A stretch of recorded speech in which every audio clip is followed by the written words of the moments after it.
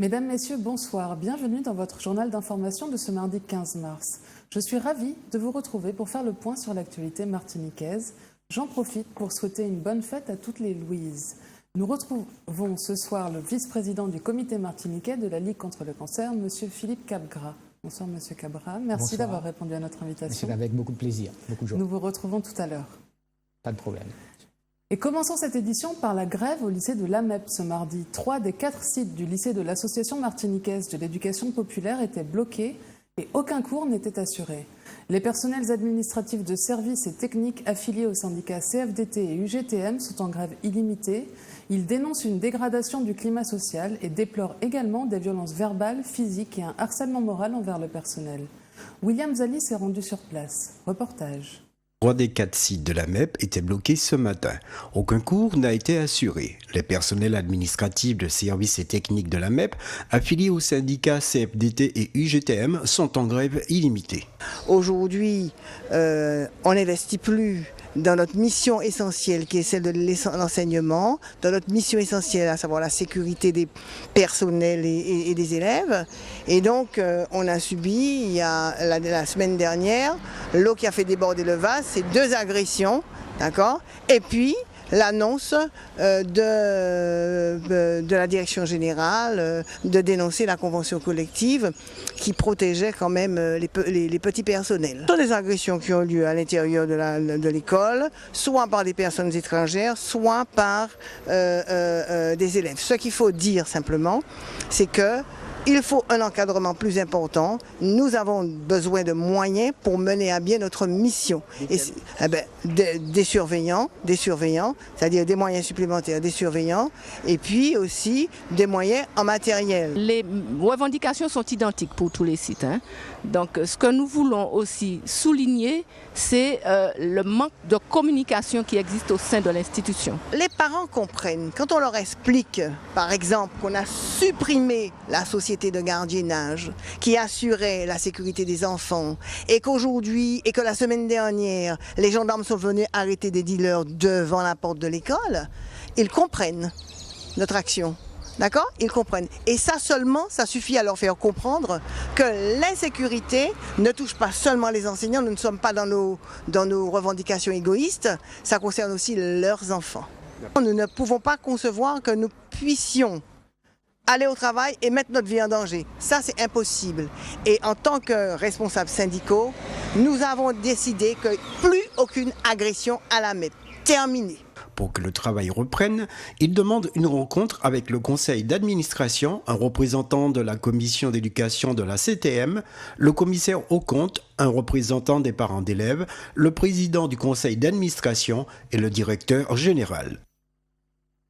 Parlons santé à présent. La Semaine nationale du handicap continue. Ce mardi, l'Institut martiniquais du sport accueillait des ateliers participatifs sur l'inclusion sociale et l'engagement des associations et institutions en faveur des personnes en situation de handicap. Un reportage de Jean-Pierre Zabulon. À l'IMS, la CTM a proposé des ateliers participatifs sur le thème de l'inclusion sociale.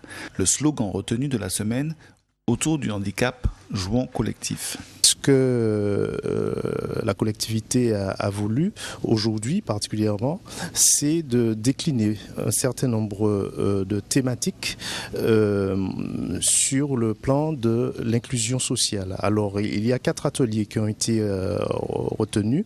Un atelier sur le thème de l'inclusion en milieu scolaire, un atelier sur le thème de l'inclusion en milieu professionnel, un atelier sur le thème de l'inclusion à travers le sport et les loisirs. Et puis, nous avons voulu proposer un 4e atelier sur les aidants familiaux. Pour se rendre compte réellement des difficultés rencontrées, rien de tel que des mises en situation. Je trouve que c'est une bonne expérience pour savoir comment les handicapés font pour faire du sport, faire des choses comme nous. Et on voit que c'est pas facile quand on se met à leur place. Ben ouais, après on pense que c'est facile, mais au final, en fait, il y a des difficultés, certes.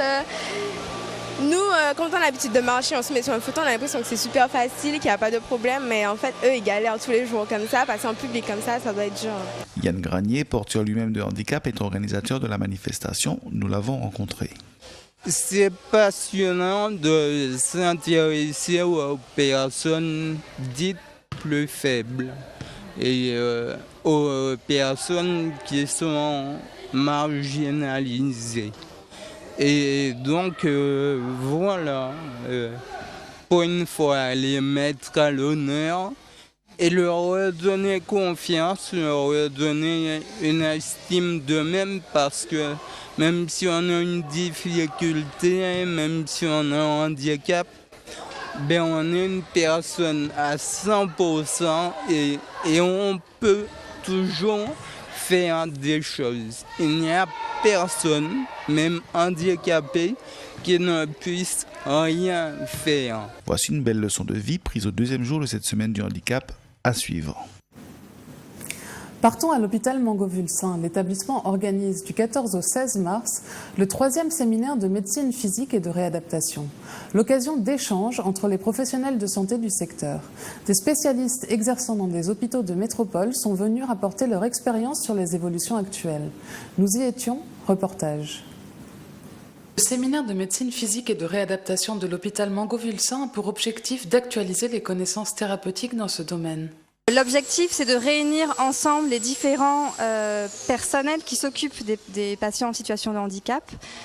Et donc ces séminaires sont adressés aux médecins de rééducation, mais également aux paramédicaux, donc aux kinésithérapeutes, ergothérapeutes, psychomotriciens, enfin tous les gens qui s'occupent des personnes en situation de handicap. Ça donne envie de continuer à développer des choses, à créer des réseaux de soins, à des partenariats pour prendre en charge le mieux possible ces patients, parce que c'est vraiment des patients qui nécessitent qu'on soit autour d'eux, qu'on travaille ensemble, qu'on se coordonne, et vraiment ce genre de journées sont importantes pour à la fois se conforter sur nos pratiques, être certain qu'on fait, qu'on évolue, qu'on avance dans nos pratiques, qu'on reste à jour dans nos connaissances. Chaque journée de ce séminaire est dédiée à un thème. Ce mardi, les professionnels de santé ont abordé la médecine physique et de réadaptation pédiatrique. Ce séminaire est bien sûr très important parce qu'il permet de réunir les professionnels de santé et de la rééducation de la petite enfance et de l'enfance. Nous avons des professionnels de la rééducation qui sont habitués aux petits enfants dans tous les domaines de la rééducation, la kinésithérapie, la psychomotricité,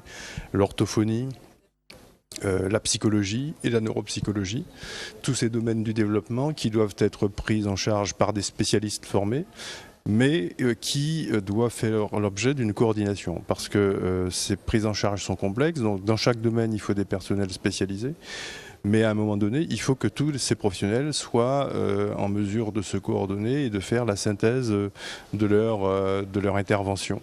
Et ces réunions servent aussi à ça, c'est-à-dire qu'elles nous mettent tous au même niveau de connaissance par rapport aux problématiques qui sont rencontrées, et elles nous apprennent à travailler ensemble dans l'intérêt des enfants.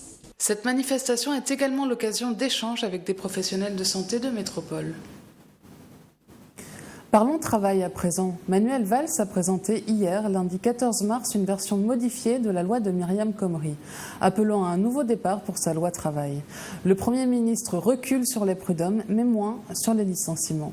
Nous vous en parlions il y a quelque temps, le syndicat CDMT Martinique s'était opposé à ce projet de réforme du Code du travail lors d'une manifestation devant la préfecture. Manuel Amon-Louis a recueilli aujourd'hui leur réaction face à cette modification du projet de loi. Regardez. En dépit des modifications apportées au projet de loi travail du gouvernement Valls, les syndicats ne désarment pas et entendent maintenir leur mobilisation contre ce qu'ils jugent être une attaque des acquis sociaux et de la protection des salariés. En Martinique, les syndicats ont la même position. Avec ou sans modification, ils disent non au projet de loi travail. Ce n'est pas un projet de loi.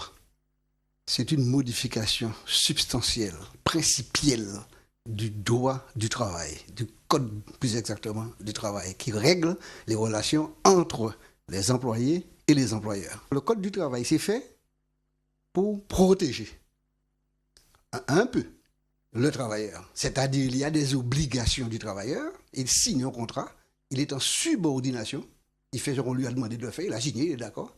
Et puis, il ne faut pas exagérer. Donc il y a des garde-fous. C'est ça le code du travail. Il y a les garde-fous qu'il faut respecter. Et quand on ne respecte pas les garde-fous, il y a des sanctions. On enlève tout ça. C'est pas compliqué ce que je dis là. Donc le principe même du code du travail est bafoué. Je pense d'ailleurs que s'ils persistent dans leur affaire, nous irons plus loin.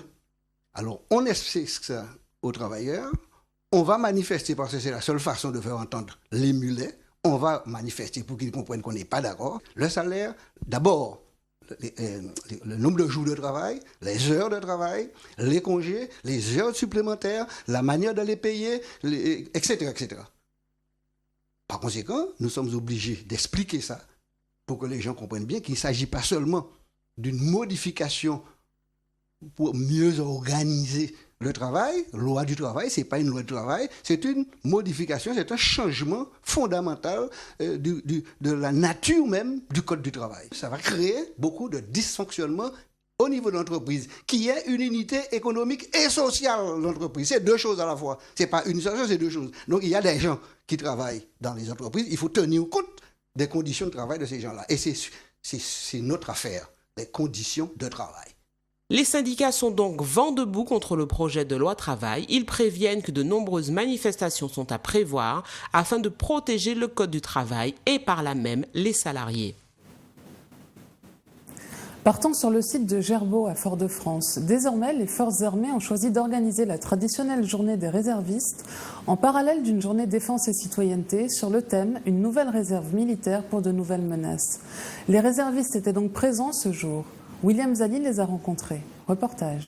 Ce matin, au quartier Gerbeaud, a eu lieu une journée défense et citoyenneté bien particulière. En effet, 150 jeunes ont découvert la réserve militaire opérationnelle et citoyenne. L'avantage d'organiser la journée nationale du réserviste pendant cette JDC, c'est que les jeunes peuvent avoir des présentations dynamiques qu'ils n'ont pas forcément lors d'une JDC classique. Donc ils sont plus intéressés de voir en action ce à quoi ils pourraient être amenés à pratiquer, à intervenir. Donc par exemple, la réserve opérationnelle du 33e régiment d'infanterie de marine fait Vigipirate, donc patrouille à l'aéroport Aimé Césaire. Donc ça, c'est une chose que les jeunes qui s'engagent pourraient être amenés à faire. Vous avez aussi des réservistes de la gendarmerie qui ont démontré leur capacité à maîtriser un individu. Vous avez aussi des réservistes citoyens qui ont témoigné de leur engagement, qui est un engagement bénévole. Devenir réserviste, c'est une façon originale et utile de servir son pays. C'est aussi faire le choix de consacrer une partie de son temps à la défense de la France sans faire du métier des armes sa seule profession. Tel est le cas du lieutenant-colonel Philippin que nous avons suivi ce matin. Le lieutenant-colonel Philippin est un homme qui a une double vie, on dira, puisque dans le civil, donc ma fonction principale, je suis responsable d'une antenne locale d'insertion et je m'occupe de l'antenne locale d'insertion du Carbet et je travaille donc à la CTM, à la collectivité territoriale de Martinique.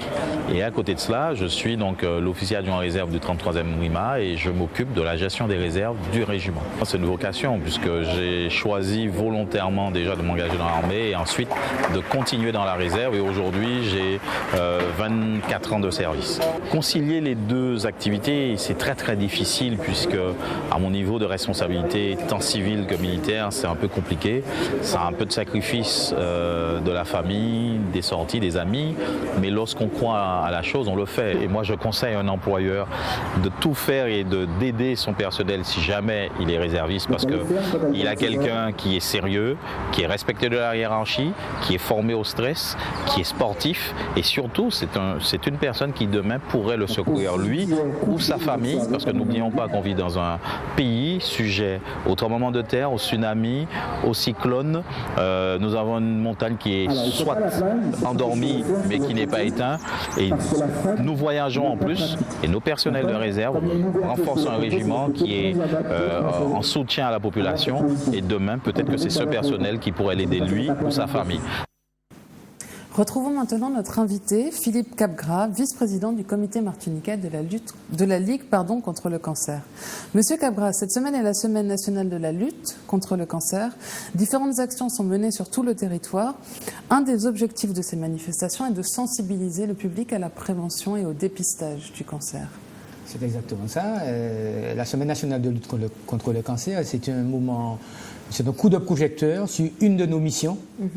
Cette mission, celle d'informer la population martiniquaise et de sensibiliser à la participation aux campagnes de dépistage organisées qui existent en Martinique sous l'égide de l'AMREC, Association martiniquaise de recherche en épidémiologie et en cancérologie, et en partenariat avec le comité Martinique.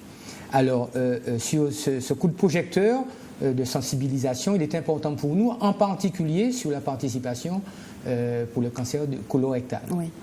Alors, il faut savoir qu'il y a 3 campagnes de dépistage organisées. Le cancer du col de l'utérus, avec un frottis qu'il faut faire pour les femmes de 25 à 65 ans tous les 2 ans, tous les 3 ans, frottis.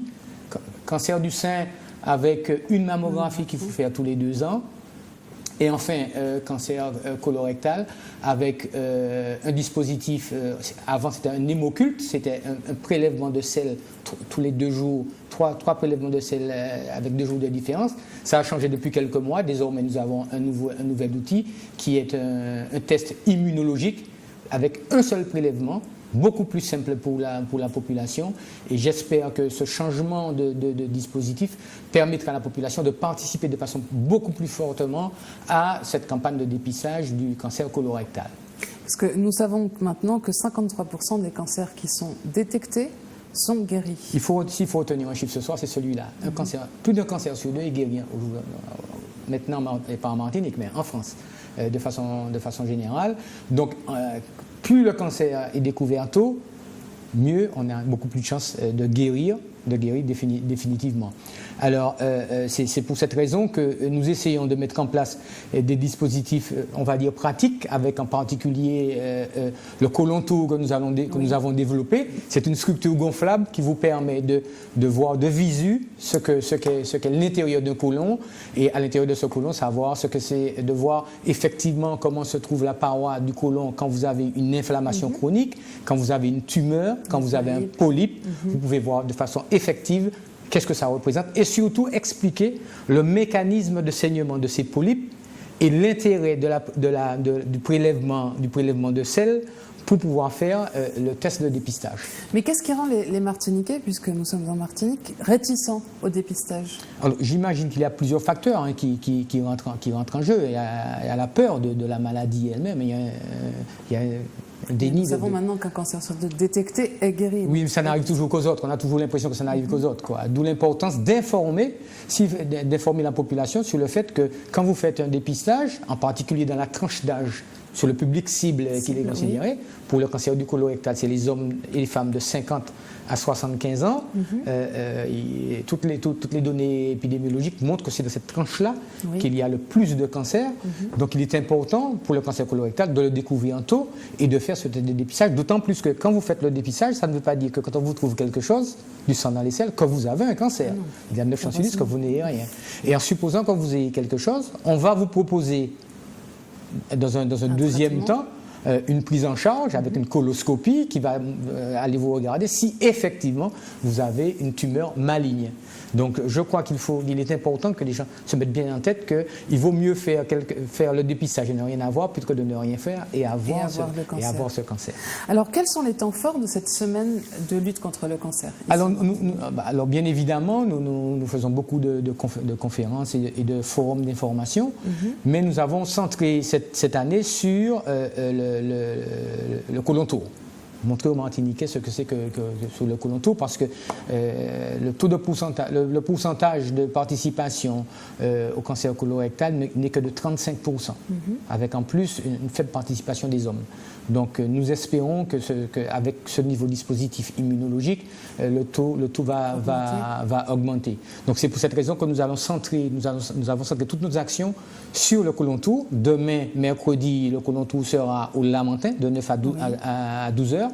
Sur la ville du Lamentin, avec un forum le soir sur les maladies digestives, parce qu'il y a des cancers digestifs, le soir, toujours à la mairie. Jeudi, nous serons à Fort-de-France, côlon tour de 9 à 12 heures. Samedi, nous serons à Rivière-Salée. Et tout le week-end, nous allons essayer de développer l'opération 1 euro pour vaincre le cancer, en particulier dans les centres commerciaux et sur Bellevue et Fort-de-France. 1 euro, nous demandons aux gens de faire un don de 1 euro pour vaincre le cancer. Pour la lutte contre le cancer. Merci Philippe Capgras d'avoir répondu à notre invitation. Merci beaucoup à Zouk TV pour votre invitation. C'est la fin de cette édition. Merci de nous avoir suivis. Dans un instant, retrouvez les informations nationales et internationales avec Euronews. Puis, à 20h30, retrouvez votre émission Libre Antenne. Passez une excellente soirée sur Zouk TV. À demain.